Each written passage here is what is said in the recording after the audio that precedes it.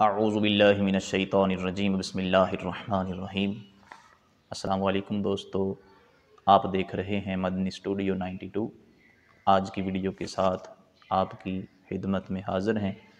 آج کی ویڈیو کا عنوان جو ہے وہ دردوں کو دور کرنے کے حوالے سے ہے۔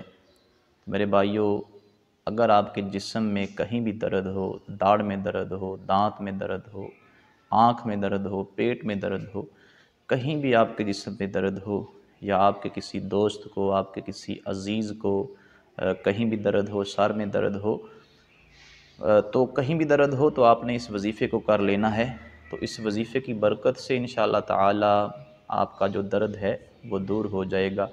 تو سر میں درد ہو تو آپ نے وظیفہ کچھ اس طرح کرنا ہے کہ جب بھی درد شروع ہو جائے تو آپ نے یہ جو الفاظ ہیں ان کو پڑھ لینا ہے۔